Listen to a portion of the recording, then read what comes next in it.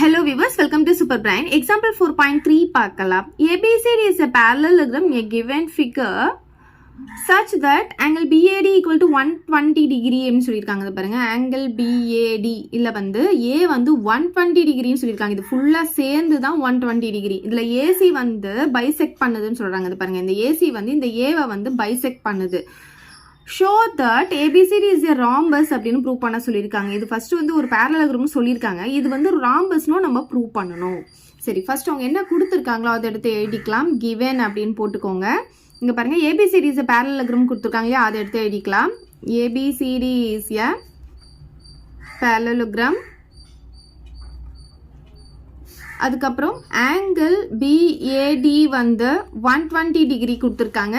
Next வந்து AC வந்து bisects angle BAD அப்படின்னு கொடுத்துருக்காங்க. நம்ம என்ன ப்ரூவ் பண்ணணும்னா ABCD இஸ் எ ராம்பஸ் அப்படின்னு ப்ரூவ் பண்ணணும்.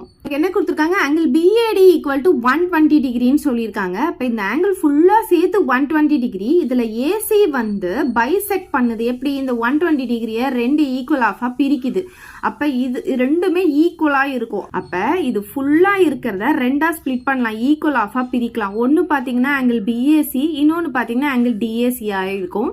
ஸோ இதில் ஆங்கிள் BACயை வந்து ஆங்கிள் BAC அப்படின்னா இங்கே இருக்கிறதுலையே பாதி அப்படின்னு அர்த்தம். அப்போ டோட்டலாக எவ்வளோ இருக்குது, 120 டிகிரியா, அதில் பாதி அப்படின்னு அர்த்தம். இதை கேன்சல் பண்ணாலும் நமக்கு 60 டிகிரி கிடைக்குமா. அப்போ ஆங்கிள் BAC என்ன கிடைக்குது, நமக்கு 60 டிகிரி அப்படின்னு கிடைக்குது. ஸோ இந்த ஆங்கிள் 60னா இதுவும் என்னவா தான் இருக்கும், 60 தான் இருக்கும். ஏன்னா இது ஈக்குவல் ஆஃப் இல்லையா. அப்போ ஆங்கிள் 1ம் ஆங்கிள் 2ம் எப்படி இருக்கும், ஈக்குவலாக இருக்கும். ஈக்குவல் டு 60 டிகிரியாக இருக்கும். So angle 1 equal to angle 2 equal to 60 டிகிரியாக இருக்கும். இப்போ பாருங்க, இந்த ADயோ இந்த BCயோ ஒரு பேரலல் லைன். ஓகே, இங்கே பாருங்க, நான் வரைஞ்சு காமிக்கிறேன். இந்த ரெண்டுமே ஒரு பேரலல் லைன். இதில் AC அப்படின்றது என்னன்னு பார்த்தீங்கன்னா ஒரு டிரான்ஸ்வர்சல். A, இது B, இது C, இது D. இது டிரான்ஸ்வர்ஸ்லாம் இருக்கும். அப்படி இருக்கும்போது இந்த அல்டர்னேட் இன்டீரியர் ஆங்கிள்ஸ் எப்படி இருக்கும்னா ஈக்குவலா இருக்கும். பாருங்க, இந்த Z மாதிரி வரும். இதுல இந்த ஷார்ப்பா வர்றதும் இந்த ஷார்ப்பா வர்றது, இது ரெண்டுமே எப்படி இருக்கும்னா ஈக்குவலா இருக்கும். ஸோ இப்போ இங்க பாத்தீங்கன்னா நமக்கு இது ரெண்டும் பேரலல் லைன், இது வந்து டிரான்ஸ்வர்சல். அப்படி இருக்கும்போது இங்க இருக்கிற 2 அப்படின்ற ஆங்கிளும் இங்க இருக்கிற 4 அப்படின்ற ஆங்கிளும் ஈக்குவலா இருக்கும். ஸோ எப்படி எழுதலாம்னா ADயும் BCயும் பேரலல். ஓகே, அதை ஃபர்ஸ்ட் எழுதிக்கணும். இங்க வந்து AC வந்து ஒரு டிரான்ஸ்வர்சல் அப்படின்னு எழுத போறோம்.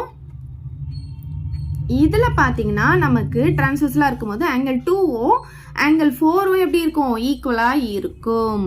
பாருங்க, இதுல வந்து நமக்கு ஆங்கிள் 2 எவ்வளவு கண்டுபிடிச்சு வச்சிருக்கோம், 60 டிகிரி கண்டுபிடிச்சு வச்சிருக்கோமா. அப்ப இதுவும் என்னவா தான் இருக்கும், 60 டிகிரி. இங்க பாருங்க, ஆங்கிள் 2 இருக்கு, அந்த வேல்யூஸ் எடுத்துட்டு வந்து இங்க சப்ஸ்டிடியூட் பண்ணிக்கலாம். இதுவும் 60 டிகிரியா தான் இருக்கும். இப்ப பாருங்க, நமக்கு என்னென்ன கண்டுபிடிச்சு வச்சிருக்கோம், ஆங்கிள் 1ம் 2ம் 60 ஆல்ரெடி கண்டுபிடிச்சு வச்சிருக்கோம். இப்ப ஆங்கிள் 4ம் 16 கண்டுபிடிச்சிட்டோம். இப்ப இந்த ட்ரையாங்கிள் மட்டும் எடுத்துக்கோங்க. ட்ரையாங்கிள் ABCல பாத்தீங்கன்னா வந்து ஒரு ஐசோசெலஸ் ட்ரையாங்கிளா இருக்கும். எப்படி இது ஐசோசெலஸ் ட்ரையாங்கிள் அப்படின்னு சொல்றேன்னு பாத்தீங்கன்னா இந்த ஆங்கிளும் 16 சொல்லி நம்ம ப்ரூவ் பண்ணிடுறோம். பாருங்க, இது 1 4 இது ரெண்டுமே வந்து என்னவா தான் இருக்கு, 60 தான் இருக்கு. ஸோ இதுவும் 60 இதுவும் 60 இருக்குன்னா ரெண்டு ஆங்கிள் ஈக்குவலா இருக்குன்னா அது பாருங்க எங்க இருந்து வருது, அந்த சைட்ஸ் ரெண்டுமே வந்து ஈக்குவலா தான் இருக்கும். ஓகே, அந்த ரெண்டு ஆங்கிளும் ஈக்குவல்னா அதோடைய சைட்ஸ் எப்படி இருக்கணும், ஈக்குவலா தான் இருக்கும். ஸோ இந்த சைடும் ஈக்குவலா தான் இருக்கும். அப்ப பாத்தீங்கன்னா இது ஒரு ஐசோசெலஸ் ட்ரையாங்கிளா இருக்கும். அப்ப இந்த ரெண்டு சைடு ஈக்குவல் இல்லையா. அப்ப AB ஈக்குவல் டு BC அப்படின்னு எழுதிக்கலாமா.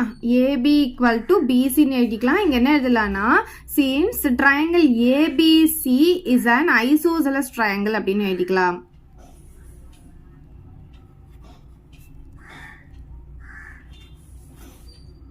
இப்ப பாருங்க, இந்த ரெண்டு சைடு நம்ம ஈக்குவல்னு சொல்லி ப்ரூவ் பண்ணிட்டோமா. இது எவ்வளவு இருக்கோ அதே லென்த் தான் இதுவும் இருக்கும்னு சொல்லி ப்ரூவ் பண்ணிட்டோம். அவங்க क्वेश्चन நமக்கு என்ன கொடுத்திருந்தாங்க, ABCD வந்து ஒரு பேரலோகிராம் அப்படின்னு கொடுத்தாங்க. பேரலோகிராமா இருந்தா ஆப்போசிட் சைட்ஸ் வந்து ஈக்குவலா இருக்கும்னு நமக்கு தெரியும்.